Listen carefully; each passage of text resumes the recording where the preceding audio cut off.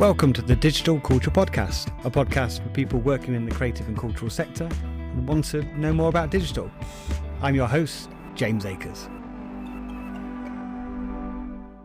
Welcome to this episode of the Digital Culture Podcast. I'm James, one of the tech champions at the Digital Culture Network.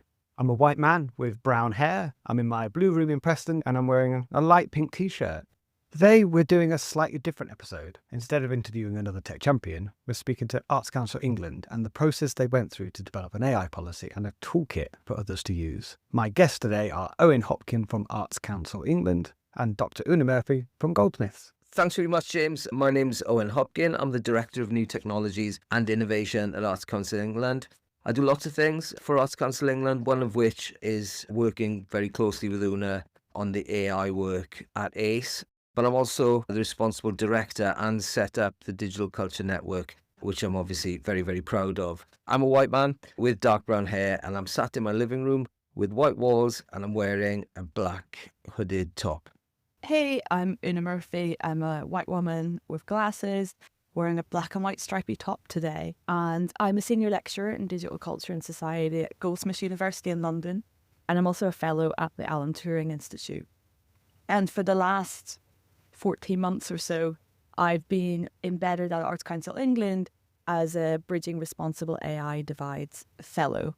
Fantastic. It's brilliant to have you both on the podcast today. And we're going to talk about the whole process of developing an AI policy and a toolkit.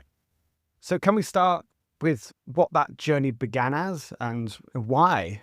I think there was a point around 2018, 2019 where we became aware that some organizations were either thinking about it or beginning to use some form of AI. So we commissioned a bit of research to try and understand who was using it and why were they using it. And at that time, it wasn't as widespread as it is now. But then COVID happened, we paused that work. And then in 2022, at the same time as everyone else started thinking and talking about AI when ChatGPT 3 launched, we became far more aware of the challenges and opportunities around generative AI and thought that there were three areas that Arts Council needed to make some progress on. The first was that internal use, so opportunities and challenges of how we might use it as an organisation, then how Arts Council England as the development agency for arts and culture might help the sector use it, and then thirdly, how we influence AI policy by the government and other sector bodies and local and national government. And it was around that time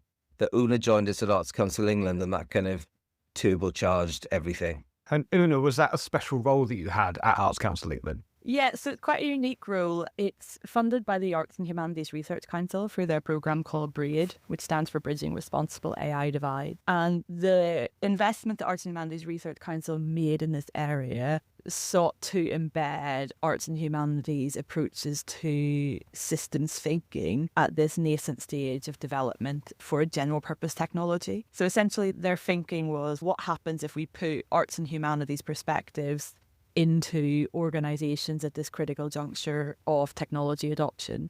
And so the role is quite unique in that it's funded externally and Arts Council are essentially a host organisation.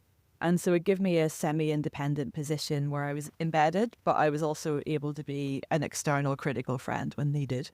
And can you talk us through the initial steps you took and who was involved in that? I think when I joined Arts Council, they were at a similar stage to many organisations where they'd read the headlines. They knew that AI was a thing and they should probably be doing something about it. So one of the first things I did was carry out an all-staff survey, because my sense from informal conversations was actually it wasn't a near future conversation. It was technology that staff were already using. And they were doing so in informal ways, quite often called shadow IT, because there was no established policy or practice in place. And so that staff survey showed us that more than 100 staff members were already using generative AI technologies in their workflows.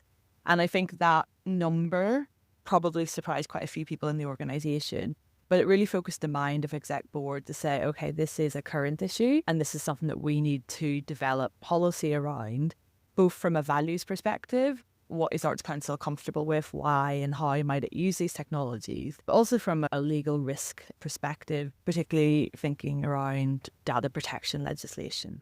And it seems there's a lot that you have to consider when approaching a project like this. Were there any particular challenges along the way? So I think in terms of challenges, I would frame it more as a scoping challenge in that I think I was brought in the Arts Council into the new technologies and innovation team for a focused piece of work that was quite limited in remit. And as soon as we did the staff survey, it became very apparent that this was an existing organisational challenge that impacted every area of the business. And that really redefined the project to become a bigger piece around digital transformation, as opposed to a horizon scanning exercise about what this might mean for the organisation going forward. And I think for me, what was surprising, well, there are a couple of things, actually. One wasn't surprising at all, and the other was. And I think the surprising bit was we did 250 or around about that answered Una's survey. So 100 came back saying that they used AI. Now, you scale that across the organization, you're talking about 40% of the people potentially using AI tools already. So I think that was surprising. What wasn't surprising was the different opinions and depth of feeling about AI. On the one hand, you had people who were really enthusiastic about it and wanted to use it and could see the opportunities. And then others that really just didn't like it, didn't think Arts Council England should be using it at all. And then on the other sort of axis, some people who didn't care at all and some people who really cared about it, whether that was one way or the other. So that wasn't surprising at all. But as I said, the kind of the proliferation or the use of those tools was. And then also the issues. One of the things that came back, people were very conscious of the threat and challenge around intellectual property, but the environmental impact or footprint of the tools was massive for Arts Council England staff, and that came across really clearly as well. And you talked about interviewing internal staff. Did you also engage with the cultural sector itself? We did, yeah. So that happened in the last 6 to 9 months, driven by various teams across the Arts Council that gave us a steer around what the sector was thinking and what they thought the big challenges and opportunities were. So that's how the sector fed in. And there was a particularly useful roundtable run by the visual arts team in London that was useful as well. Plus, I think one of the other really important bits of research that Una did, one of the important facts that she found was that since 2018, Arts Council England have funded projects by artists who are interested in experimenting with AI, and the total value of those projects was 3.9 million. We'd already funded artists to experiment with it.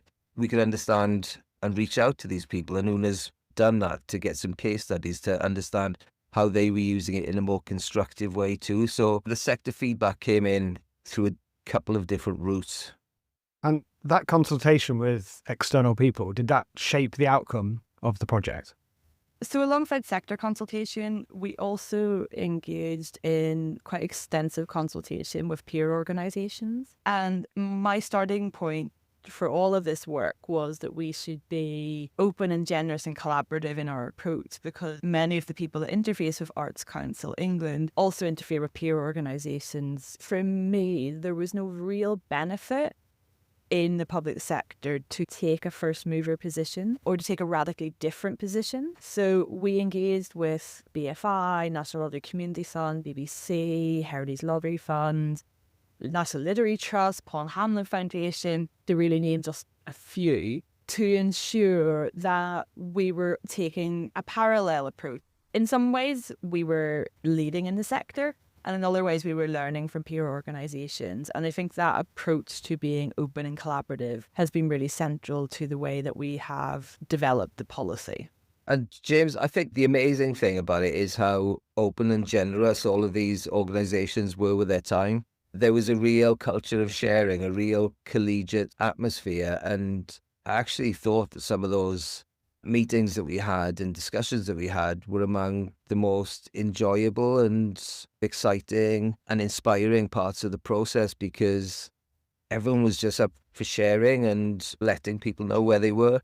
And I hope that's what Arts Council England have done in a small way by publishing all of these things that we've done over the last couple of weeks and months. Yeah, and the thing that came out of those conversations, and I think also in what we have shared, is nobody has the right answer. There is no right answer. And really, everyone's sharing their homework. They're sharing their workings out. And the position that we arrived at with Arts Council England today might be different tomorrow. And this type of horizon scanning, futures-based policy work requires the ability to sit with the unknown and to sit with the uncomfortable.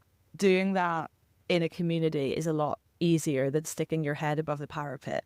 And so I think all of these conversations, people shared what they're working on and they said, this is what we have at the minute. We know there's this gap, or we'd like to do more work on this. So I think what we learned from peer organisations and what we have tried to do is not to say, this is how you do AI policy.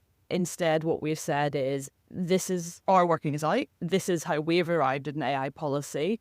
It's our best guess in an unknown world, and we will listen and it will evolve. And James, I think, as Una said, no one has the answers. The best possible position you can reach with any kind of AI policy or AI strategy is one based on the organization's values, because then you can defend it and then you can talk about how you got to the point that you got to really confidently, because you've taken what the organization stands for and used that to inform what has become and will become a really important part of what we do and a really important policy. So you've been through that whole process. You've interviewed everybody, you've spoke to externals. So what is it you have now? What is an AI policy? An AI policy is only ever going to be as good as it is adopted.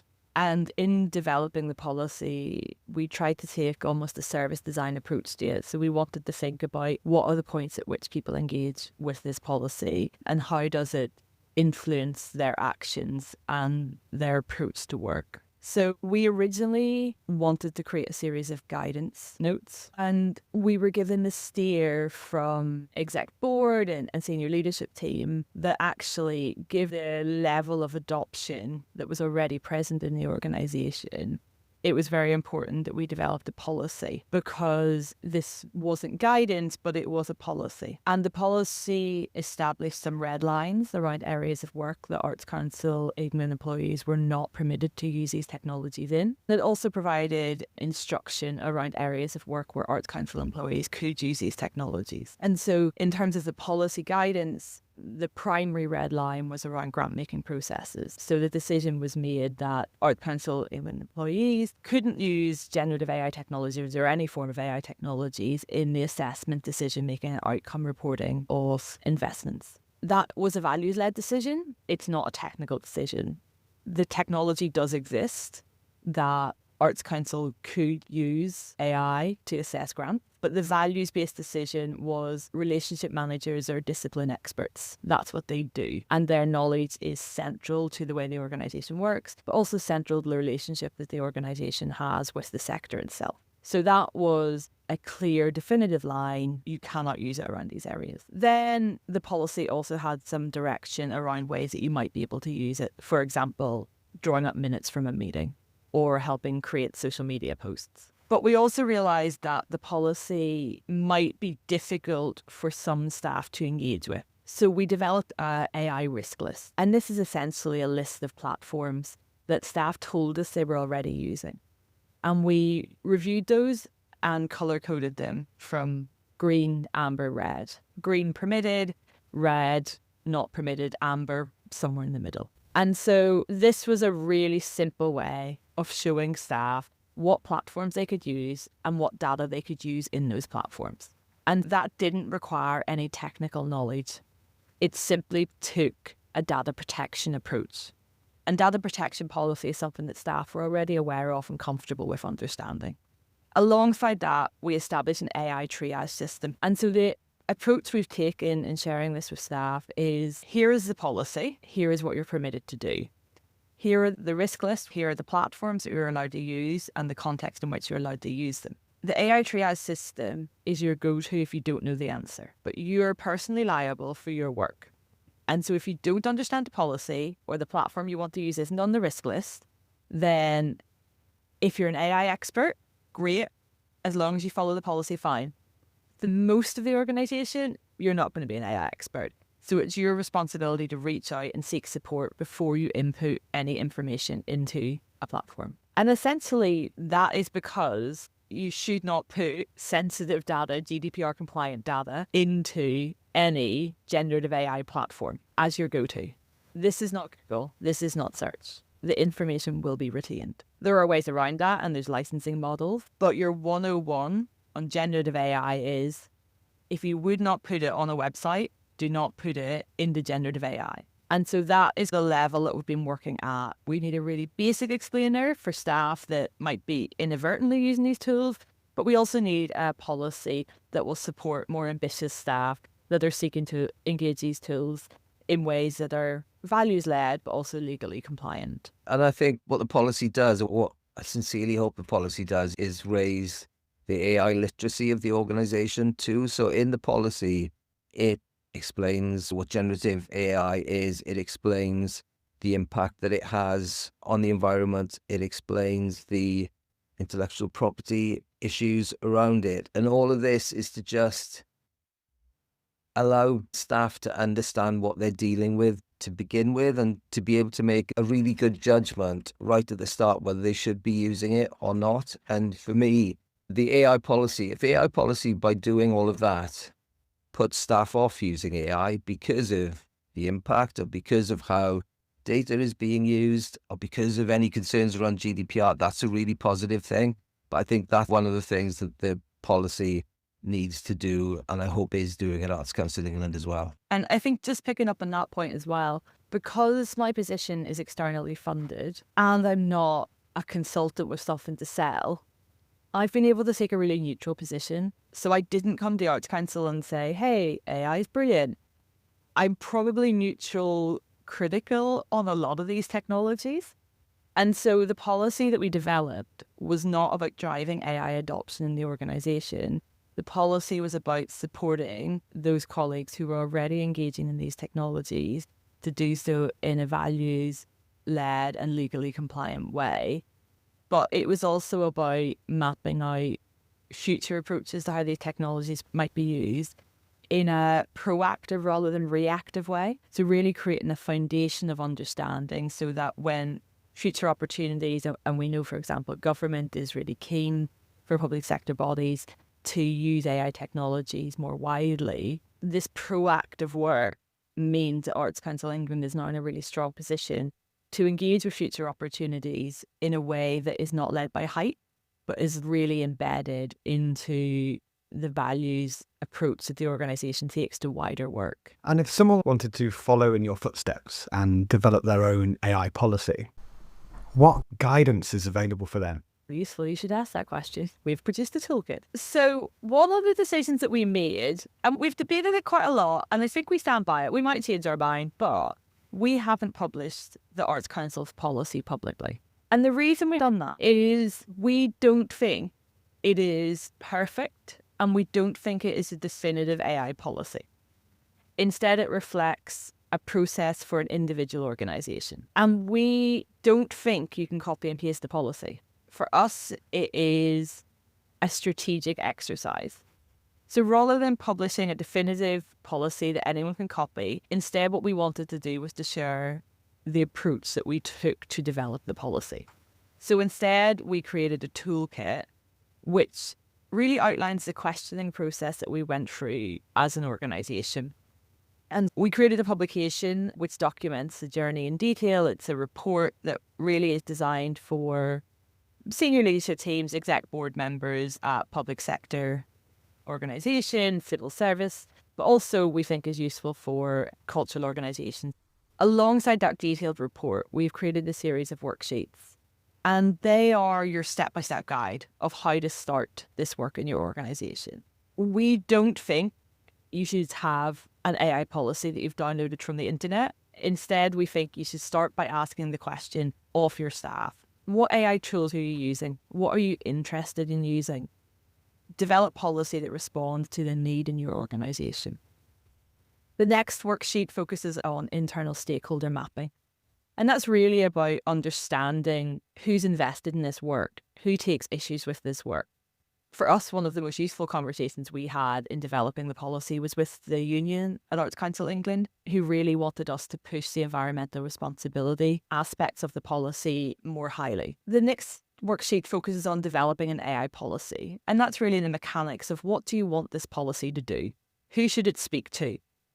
Where are the values lines and where are the legally compliant issues that you need to address? The next worksheet is a process map on developing a risk list. So again, this idea of helping staff to use these technologies, understanding what tools they're using and analysing them from a risk perspective. The toolkit also features a series of worksheets that really are focused around developing AI pilot projects. So really taking an R&D approach to the use of these technologies in your organisation as well. And where can people use this? Is it available online? It is available online. It's on the Arts Council website. It's all there, the report that Una mentioned, as well as the worksheets and resources too. Fantastic. And how do you imagine this being used by cultural organisations? Hopefully in the way that Una's described. I think what's great about some of the resources that are there is that it's shown Arts Council England's journey. And obviously we've been on a slightly different journey because the organisation is kind of different to lots of organisations in the cultural sector. It has different data processing obligations. It's a different type of organisation.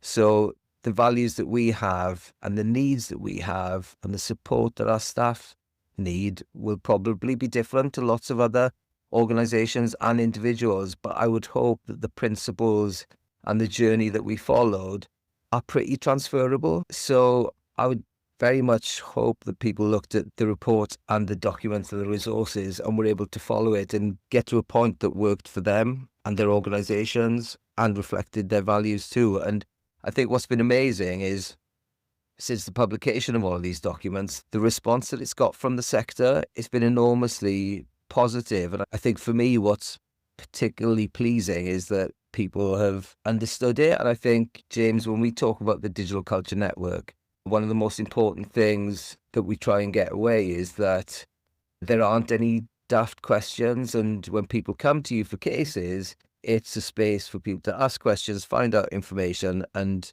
that's all done in a really collegiate, friendly way. And it's easily understood in skill areas that are sometimes quite difficult to comprehend. And what I'm getting from the feedback is that lots of organisations and individuals feel the same way about the resources that have been published. It isn't intimidating in any way. It's a very straightforward, common sense approach, values-led, that enable organisations and individuals to get to a point on a subject that's really important and crucial for how they think about this technology, both now and in the future. Does the toolkit address any ethical concerns around AI, such as bias, transparency, or data privacy? Yeah, so the ethical concerns around AI are vast, and the toolkit seeks to start the conversation, but it doesn't provide all the answers. And I think one of the things that I quite often say and repeat is, I'm not an expert, and anyone that tells you they're an expert in AI is trying to sell you something. So the toolkit does not do everything.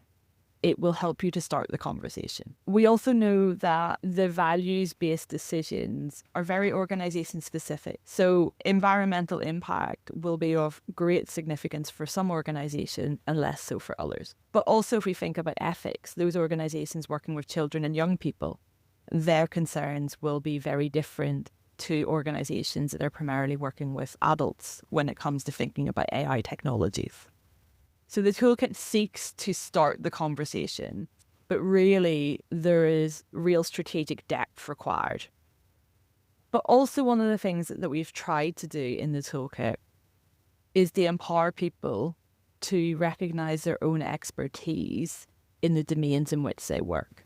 If it's an art form, for example, if you're a curator, your understanding of the work that you commission or show will be much greater than mine.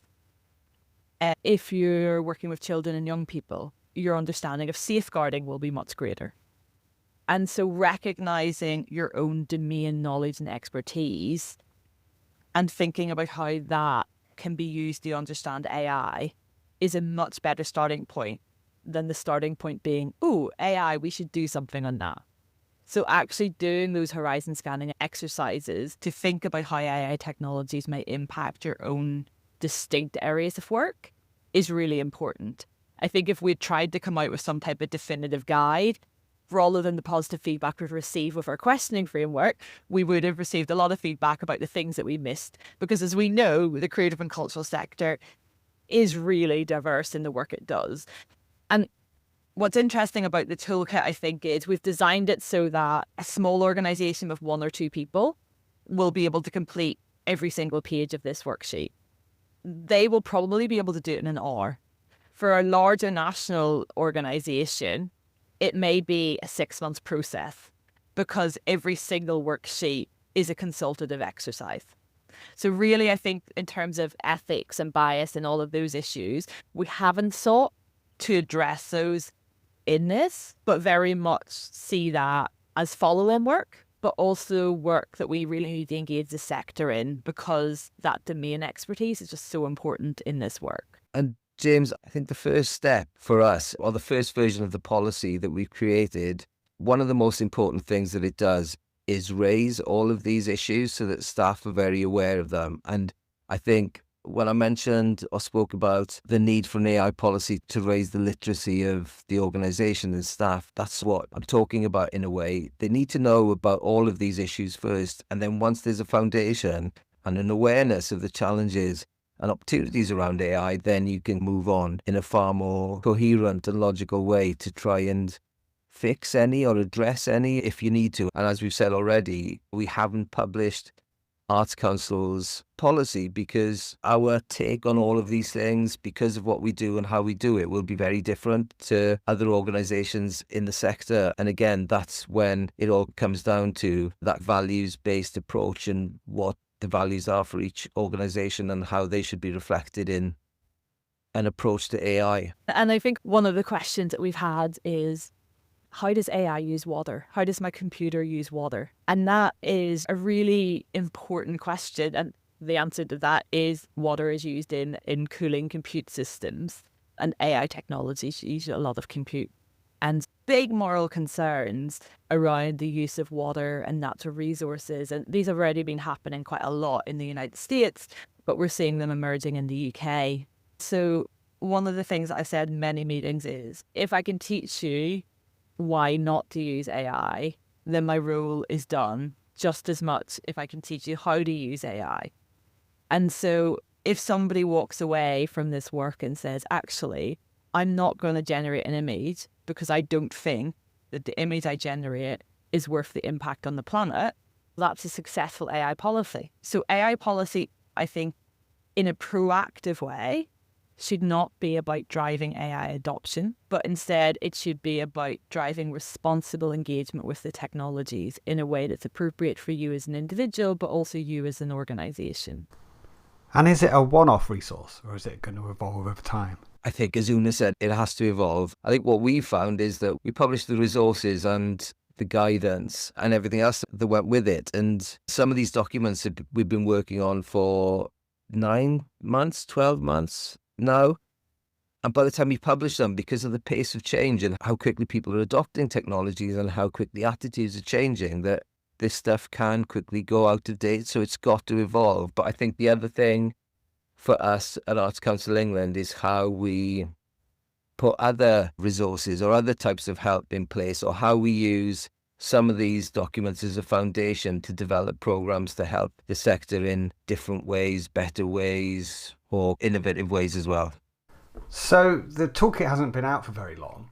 Have you had any early feedback or impact from national portfolio organisations, NPOs, or other organisations using it? Yeah, so Nicola, one of our social media tech champions, forwarded Una and I an email from a chap called Dan Slee, who runs a marketing mailing list. And on it, he describes the documentation and the resources that we've published as being a couch to 5K in terms of AI policies or how to create one. That was really nice to see, but also the comments that followed, Dan's posting on various platforms saying that people had picked it up and were finding it useful. And I think I've seen that in a few different places and getting it as feedback from relationship managers too. So it's out there, it's being used, and the positive way in which it's been received has been incredible, really. From an Arts Council perspective, we're absolutely thrilled with it. I know 2 big national museums that have already used the toolkit for strategic planning days. But I've also spoke to a small NPO with 5 staff that has an AI policy that was very much something they downloaded off the internet and told staff it existed. And they said, oh, this makes so much more sense. Like, we already knew we needed to rewrite the policy, but actually we're going to use the toolkit and we're going to start with starting the AI conversation, and we're going to build our next policy up from the ground based on what staff are using, rather than here's a list of rules that we downloaded from the internet. So I think that for me, the scalability of the smaller NPO through to these big national organisations is really heartening to see, because that's really what we wanted. We wanted this to be a scalable questioning framework. And we're also hearing the same from other arm's length bodies of the government and other public sector bodies that have picked it up and are interested in talking to us about it too. So yeah, from the smallest NPO and individuals right through, it's been great. I thought I'd ask some questions about the lessons learned as you went through this whole process. Was there anything that you think others should know? The one thing, James, that I keep coming back to and keep checking myself just to see if I actually still believe it. And as of the 22nd of July, I do. And that is that an AI policy or any type of AI guidance is not an IT document. It's an organizational document, and it's a document that needs to be informed by what the organization is doing, how it's doing it, what its values are. And that requires all of the organization, ideally, to feed in and to have the range of opinions and emotions about this technology fed into those documents. So I think that's the main thing. It isn't a technical document. It isn't an IT document. It's one that needs to come from the organization itself, that reflects the organization and its values. I think that's one of the biggest things. Yeah, and I think for me, I think this is true in Arts Council, but I think it's true for other organisations more widely. Artists are really good at helping us to understand what questions we should be asking. Artists are really good at helping us imagine new futures that might be utopian or dystopian. They're really good at helping us to think about what equitable futures might look like. And in terms of thinking about explainable AI or understanding these technologies, many of the artists working in this space are really challenging some of the big tech paradigms, or challenging some of the issues around land and resource.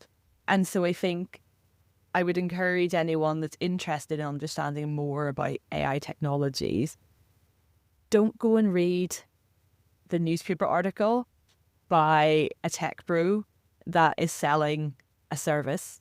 Go and look at how artists are engaging with these technologies. And when I say engaging with these technologies, yes, artists that are using these technologies in an interesting, critical way, but also the artists that are engaging with the narratives of these technologies and the impact on society.